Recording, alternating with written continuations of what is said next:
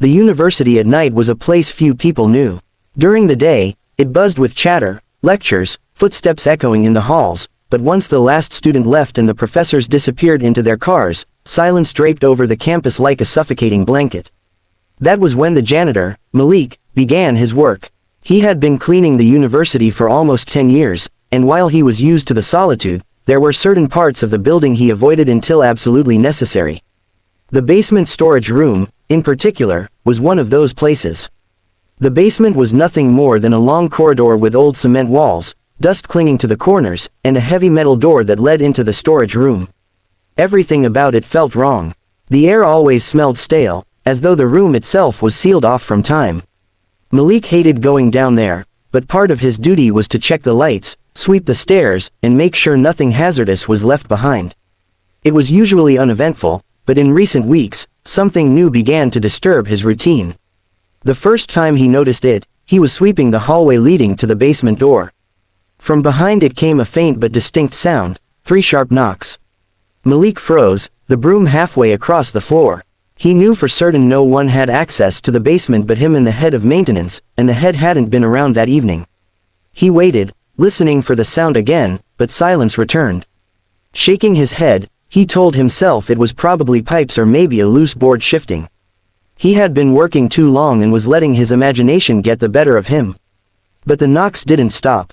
Every night for the next week, he would hear them. Sometimes soft, sometimes loud, always from the other side of the storage door. When he finally gathered enough courage to unlock it and push it open, the room revealed nothing out of the ordinary. Old desks stacked on top of one another, boxes of outdated textbooks, broken projectors, chairs with missing legs, the clutter of decades.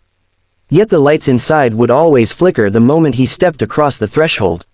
No matter how many times he replaced the bulbs, they buzzed and dimmed like they were protesting his presence. One evening, after a long day of exams when the halls were quieter than usual, Malik decided he would put an end to his nerves. He was mopping near the stairwell when he heard not knocking this time, but whispering. The sound was faint, almost like someone breathing words into the crack of the door. His name carried on a sigh. Malik. He nearly dropped the mop, his stomach tightening into knots. No one should know his name down there. No one should be in that room. The voice came again, more insistent this time. Malik, come here. His pulse raced, but a strange curiosity tugged at him. Maybe a student had snuck in. Maybe someone was hiding. Against his better judgment, he descended the basement steps. When he reached the door, his hand hovered over the knob. It felt ice cold, so cold it burned.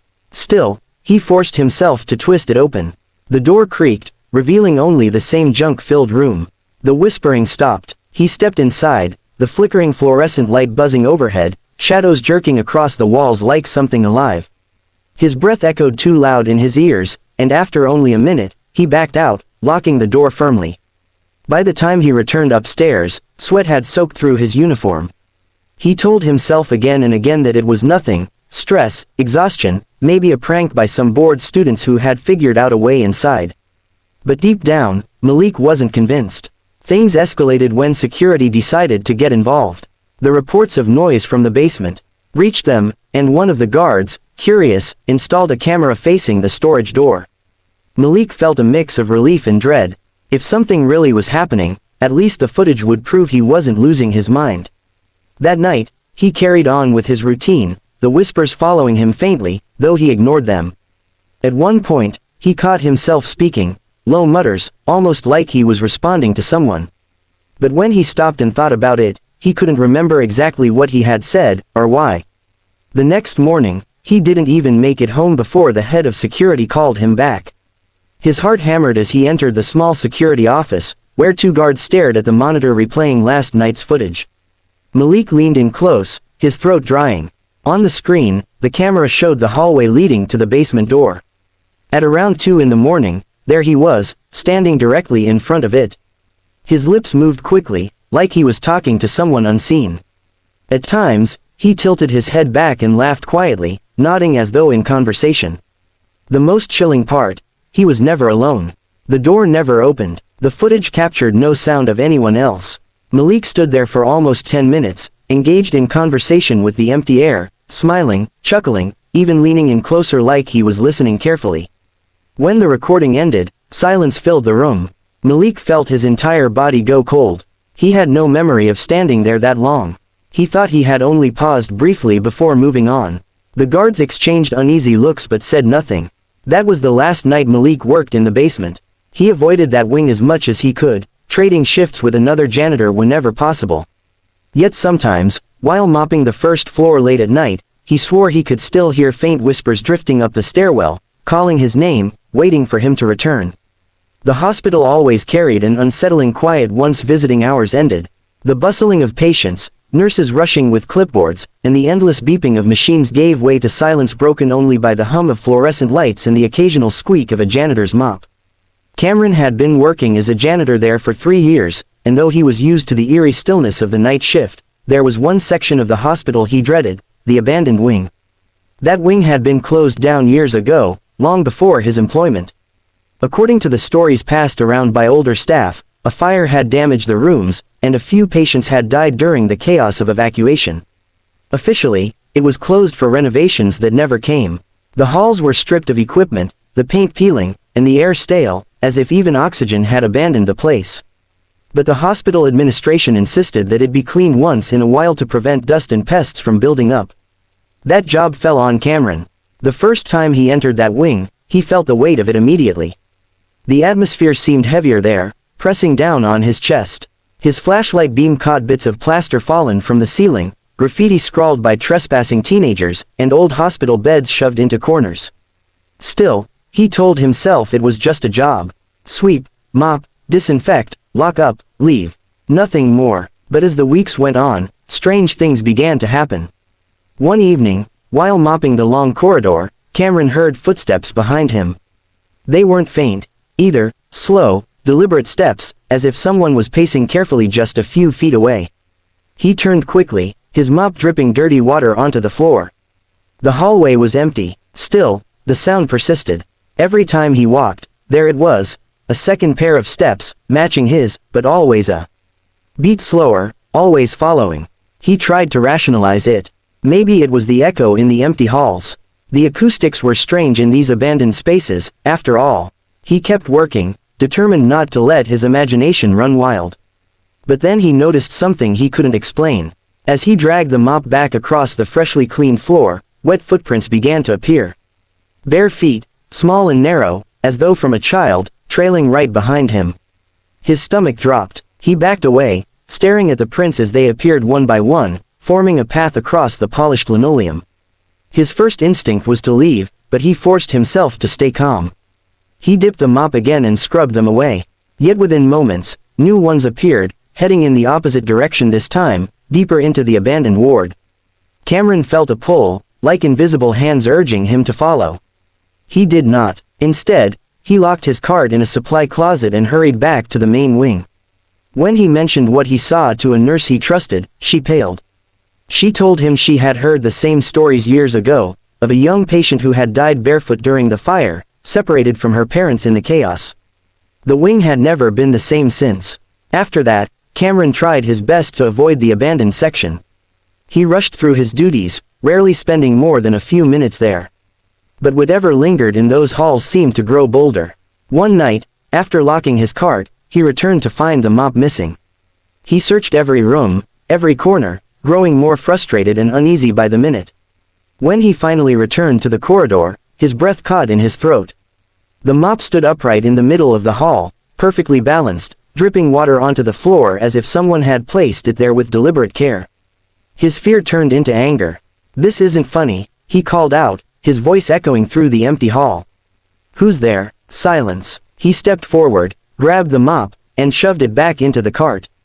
But the moment his hand touched the handle, a chill ran through him, sharp and cold, as if the metal sucked the warmth from his bones. He couldn't shake the feeling that something was watching, waiting. He left the wing that night faster than he ever had before. The final straw came a week later. Cameron was sweeping near the far end of the abandoned corridor when he caught movement out of the corner of his eye. In the reflection of a broken window, he saw the outline of a figure, small, frail, and barefoot. He spun around, but no one was there. Heart racing, he turned back to the window. The reflection remained. A little girl stood in the glass, staring at him with hollow eyes, her hair matted, her hospital gown scorched at the edges. She raised a hand and pressed it against the glass, though the actual hallway was empty. Cameron stumbled backward, his broom clattering to the floor. He didn't wait to see more. He sprinted out of the wing, slamming the door behind him and refusing to look back. Later that night, in the staff lounge, he sat pale and shaken. Another nurse approached, curious about his expression. When he reluctantly explained what had happened, she nodded slowly, almost knowingly. "You're not the first," she whispered. "That little girl, she never left. People hear her, see her, feel her. That's why most of us avoid that side when we can." Cameron never cleaned the abandoned wing again. He filed a request to be reassigned to another section of the hospital, and though it took weeks for the paperwork to go through, he refused to step foot in that corridor. But sometimes, even when working in the main building, he thought he could hear it again, the faint slap of bare feet following just behind him, always a step too close. The high school was old, its walls lined with fading trophies and photographs of teams long forgotten. By day, the building overflowed with laughter, shouts, and footsteps echoing across the gymnasium floors. But once the sun set and the last student left, silence swallowed everything whole. That was when Farouk, the night janitor, began his work. Farouk had been at the school for almost 15 years, and while the creaks and groans of the empty building no longer unsettled him, the gym locker rooms always did. Something about the tiled floors, the smell of disinfectant, and the rows of metal lockers standing like sentinels in the dim light made his skin crawl. But duty was duty, and each night he swept, mopped, and tidied the place before locking up. One evening, as he worked his way through the boys' locker room, a sharp clang echoed behind him. He froze. One of the lockers had slammed shut with such force that it reverberated across the room. His first thought was that some student had stayed behind, maybe trying to sneak in for practice or playing a prank. He turned and walked cautiously down the row. The locker door that had slammed was closed tight, its padlock dangling loosely. He opened it, half expecting to find a hiding teenager, but the inside was empty, just scratched metal and dust. He shook his head and muttered to himself, "Old hinges. Nothing more." But as he turned to continue sweeping, another locker further down banged shut. Then another. The sound traveled like a wave across the row, bang, bang, bang, until silence returned. Farouk's heart hammered. He gripped his broom tightly, the bristles brushing uselessly against the floor. He told himself it was air pressure, buildings did that sometimes, but deep down, a chill had already crawled into his chest. Still, he forced himself to continue working. Later that night, as he finished mopping, the overhead lights flickered. A cold draft swept through the room though no windows were open. Farouk set the mop aside and walked toward the switches. That was when his eyes caught the mirror above the sinks. He froze. In the glass, he saw himself, weary face, mop bucket behind him, but he was not alone. A tall, shadowy figure stood directly behind him, towering over his reflection. It had no features, just a dark silhouette, its head bent at an unnatural angle as though studying him. Farouk spun around, heart pounding so hard he thought it would burst. The room behind him was empty.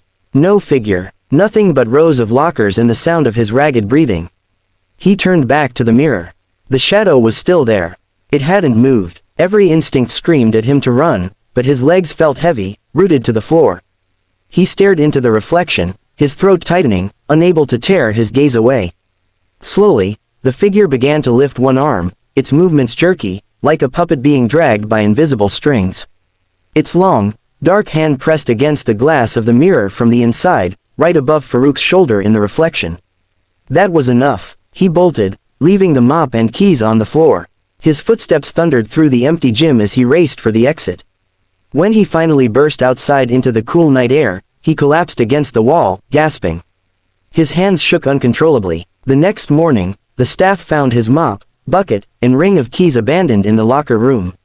Farouk, however, did not return to finish his shift. In fact, he didn't return at all. The principal called his phone repeatedly, but there was no answer. He never came back to collect his final paycheck, nor did he pick up his belongings from the janitor's office. Some said he had quit suddenly, too shaken by years of night work. Others whispered that he had seen something the rest of them pretended wasn't there. Weeks later, another janitor took over the night shift. On his first night cleaning the locker rooms, he found one locker standing wide open. Inside, scratched into the metal, were the words, "Don't look in the mirror." The new janitor asked around, but no one admitted to carving the warning.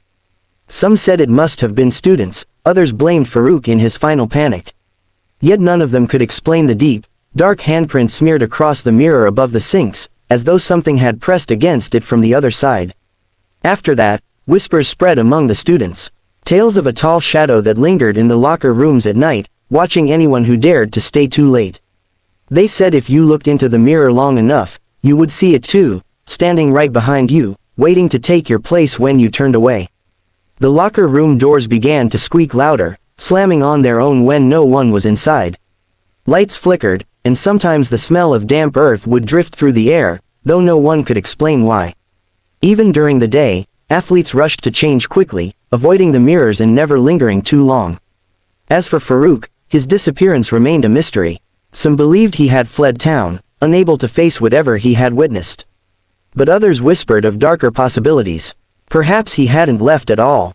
Perhaps he was still there, trapped in the reflection, standing shoulder to shoulder with the shadow he had seen, waiting for the next unlucky soul to notice him in the glass. There was a janitor named Imran who worked at an office building downtown, a structure built in the 1960s and only lightly renovated over the years. By day, it was alive with the sound of ringing phones, clicking keyboards, and conversations spilling out of cubicles. But when night came and the last employees trickled out, the building took on a hollow quietness. Imran had learned to live with the creaks, the groans, and the lonely hours that stretched until dawn. But there was one part of the building he despised cleaning, the 11th floor. The 11th floor had once been occupied by a small law firm, but it had shut down nearly a decade ago. Since then, the floor was mostly empty, stripped of desks, chairs, and equipment. All that remained were a few old filing cabinets and the stale air of a place abandoned too long. Management insisted that Imran still check the floor once a week, sweep it, dust where needed, and ensure there was no leaking or vandalism. Every time the elevator doors opened there at night, he felt the weight of something invisible press down on him. It started with small things. One evening, while pushing his mop bucket down the long, dim hallway, he thought he heard typing, the quick clatter of keys, like someone working furiously at a computer. He stopped, confused, because there were no desks left, no computers, no employees. He followed the sound to one of the offices, but when he pushed the door open, the noise stopped instantly. Inside, the room was bare, the only object a broken office chair leaning against the wall. He tried to shrug it off, convincing himself he was tired. But the next week, when he returned, the sounds grew stranger. This time it was muffled voices, 2, maybe 3 people, speaking urgently behind closed doors. He could almost make out words, though not clearly. He pressed his ear to the wood, but the moment he did, silence fell. When he pushed the door open, the office was empty again. He would leave quickly after that, rushing his work, determined to spend as little time as possible on that floor. One night, as he was vacuuming, he felt the hairs on the back of his neck rise. The reflection in the office window caught his eye. In the darkened glass, he could see himself, tall, tired, pushing the vacuum. But behind him, further down the hall, was a figure. It stood completely still, shrouded in shadow, its features blurred. Imran spun around, his breath catching in his throat.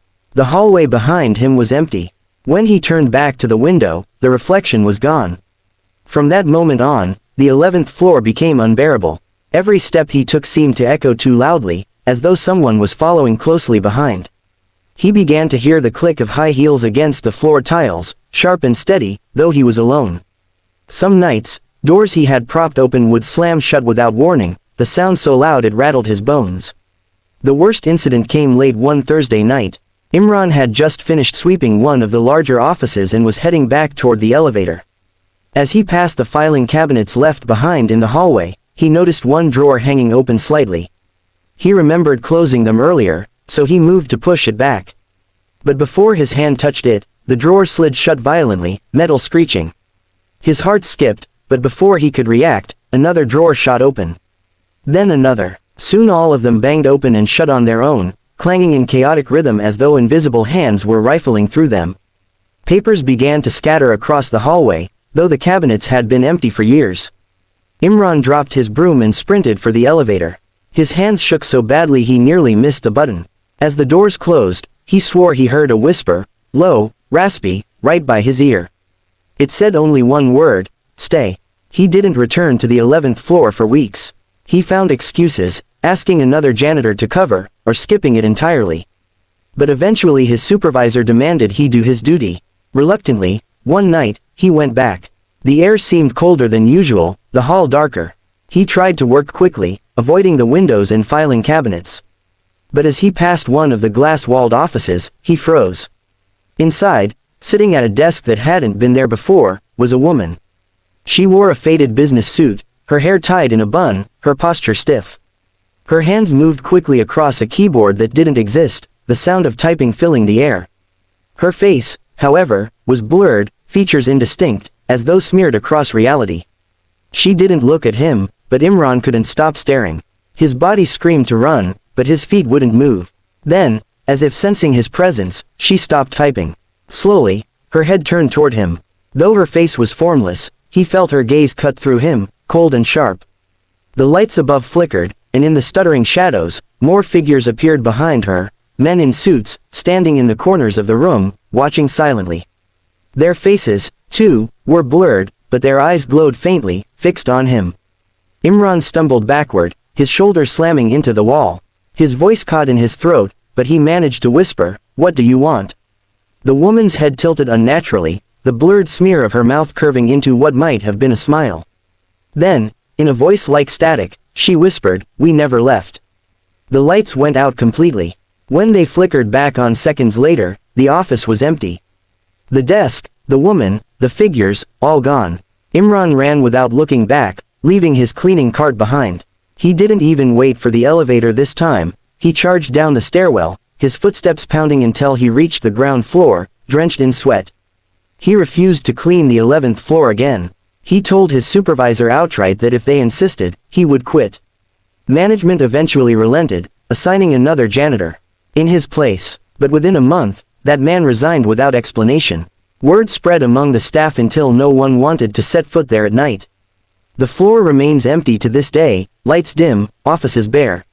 Yet sometimes, security guards passing by in the elevator at night swear they hear it, the sound of typing, echoing faintly from behind the closed doors.